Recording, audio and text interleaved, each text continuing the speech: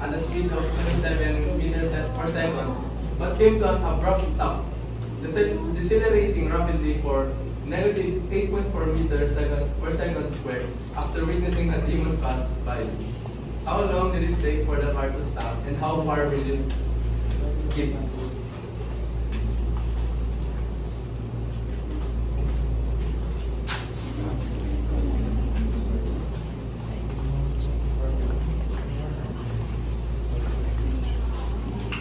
Ang magiging given natin is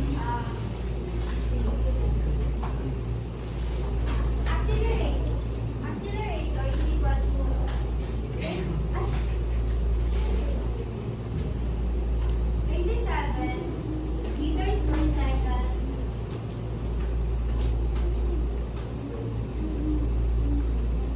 At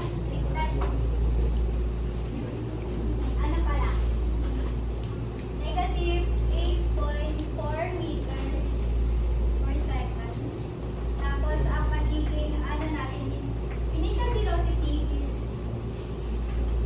27 meters per second. So, ang magiging formula po natin para malaman gaano kalayo ay how long did it take for the car to stop. So, ano?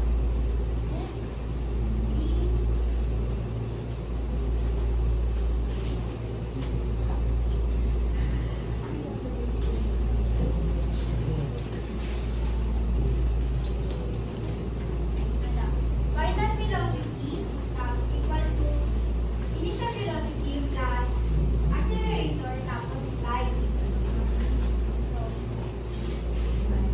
So, initial velocity natin is 27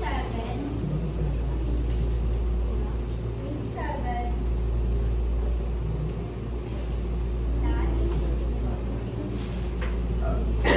negative 8.4 ms ay 4 meter per second. Dito yung time, bababa yung time. So, dahil may time po siya rito, and bawal po yan, itong negative 8.4 meter per second square, ay ililipat po natin siya dito. Yan.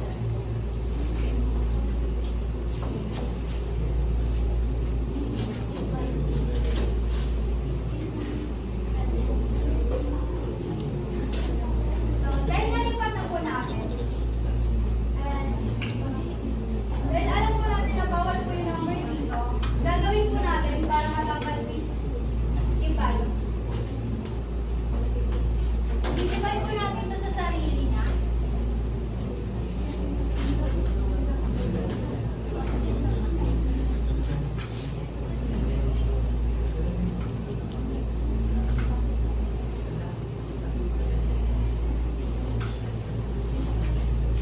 So, kakansel na po ito.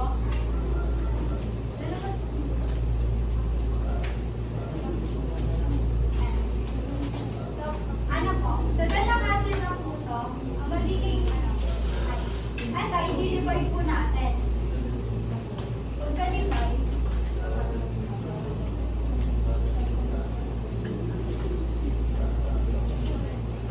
So, yan po yung magiging answer. Ay, seconds pala. So, ito po yung yan po yung magiging time kung gaano po katagal mag-stop yung car. Tapos po, So, explanation lang din kung bakit 0 po yung nakalagay dyan. So, hindi rin po nakalagay sa ating given kung ano po yung final velocity po natin. So, i-assume na lang po natin siya na 0 po.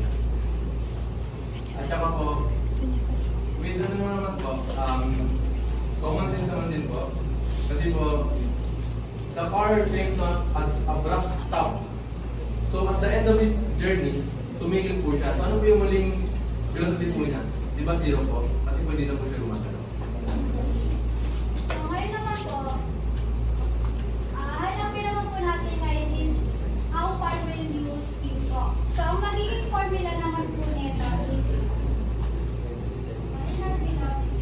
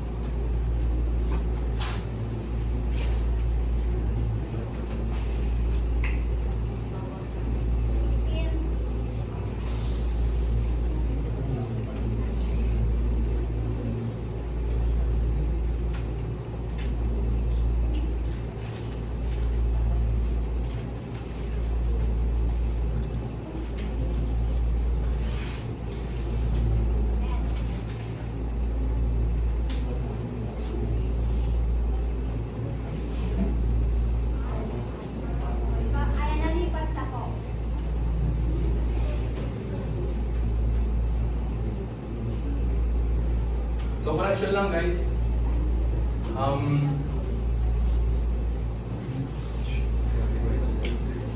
Babalagan po natin tong equation na po ito. So 2 times negative 8.4 meter per second squared is 16.8. Negative 16.8 po dapat yan. Meter per second squared. Divided by 8. Yan. Tapos 7 meter second squared is equal to 0. Kasama naman po yung kanyang ginawa kanina na ililipat ko ito. Although, ang ayaw ko lang po is according to the PEMDAS rule, we always start to the left. Okay ba? So 0 is equal to 27 meter per second squared is equal to 27 multiplied by 27 is equal to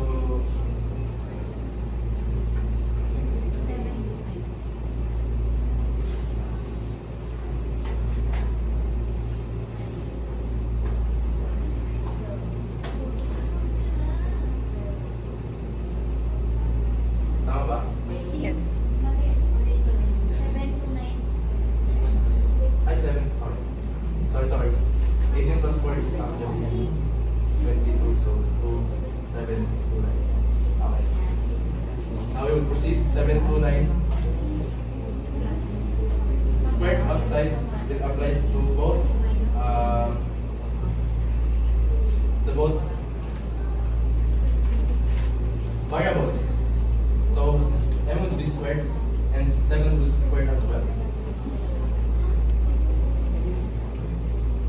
Minus 16.8 meter per second squared.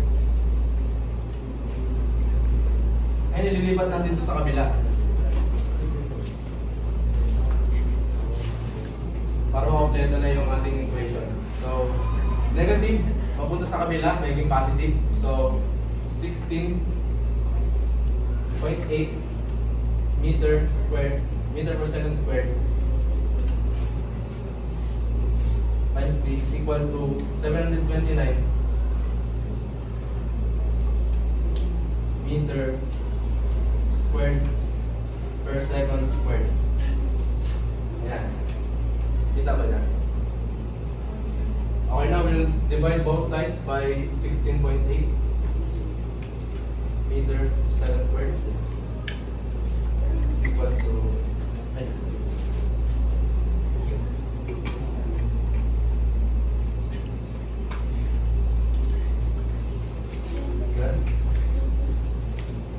kita mo? So cancel this. Ang matitira is the distance equal to 729 divided by 16.8 is 43.39 equal to 43.39.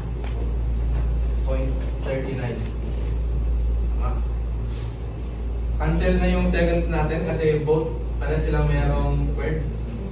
Ang matitira is yung isang m natin, which is the distance of meters. So 43.39 meter is our final answer, or the distance that was traveled after breaking the current, or after break with the